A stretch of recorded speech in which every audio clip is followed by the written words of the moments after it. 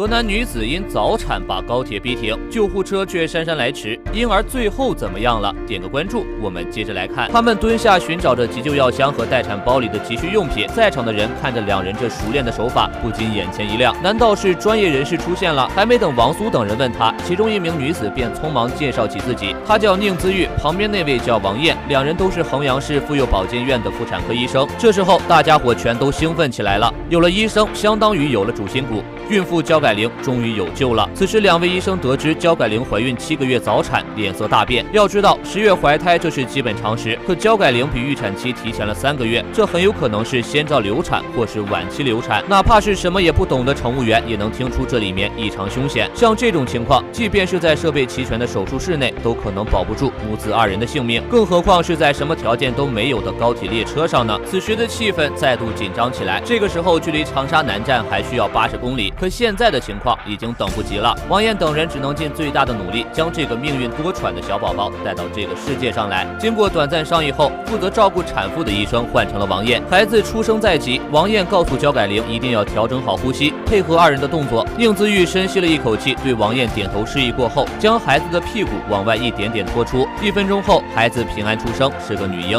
不过眼前的这一幕却透露着几分诡异。普通孩子刚出生时应该是红色的，可焦改玲的孩子皮肤发紫，甚至有些发黑，皮肤薄弱的仿佛心脏都能看见。看着气若游丝的孩子，王艳不禁开始着急起来。她把孩子放到腿上，按压着心肺，看看能不能让孩子复苏。1分钟过去了，2分钟过去了，孩子还是不动不哭，甚至连眼睛都没有睁开过。眼看着心肺复苏没有用，王艳用手给孩子拍背，想将他口腔的羊水分泌物清理掉。宁姿玉怀疑羊水分泌物可能在他的喉管附近，需要用输液管把孩子体内的分泌物吸出。可高铁列车上根本就没有输液管，难道他们要眼睁睁看着一个小生命悄然离去？这一刻，王艳狠下心来，做出了一个出人意料的决定，她要用自己的嘴给婴儿进行呼吸道的疏通。这个举动可把大家伙给吓了一跳，大人怎么能给刚出生的新生儿做人工呼吸呢？殊不知，人工呼吸也存有着很大的风险。如果焦改玲携带乙肝等任何一种传染性疾病的话，那么这名女婴身上也会携带病菌，病菌也会由此感染到王艳。毫不夸张地说，一般人在不知情的情况下，想要给刚出生的婴儿做人工呼吸，需要非常大的勇气才能做到。周围人看到王医生的举动，顿时大气都不敢喘一下。与此同时，刚刚结束分娩的产妇焦改玲还虚弱地躺在地上，她并不知道孩子此时的情况。宁姿玉考虑到她的身体状况还不太稳定，只能先安抚好她的情绪。此时距离孩子出生已经过去好几分钟了，王艳仍在为宝宝进行着人工呼吸，可她依旧没有想动的迹象。就在所有人快要沉不住气的时候，一名乘客眼尖看到宝宝的胳膊动了起来，那一刻有人忍不住叫出了声来。更让人惊喜的是，在他开始抡起胳膊的几秒后，大家听到了他的第一声啼哭。尽管声音还是很细微，但距离宝宝最近的王艳和宁姿玉确定自己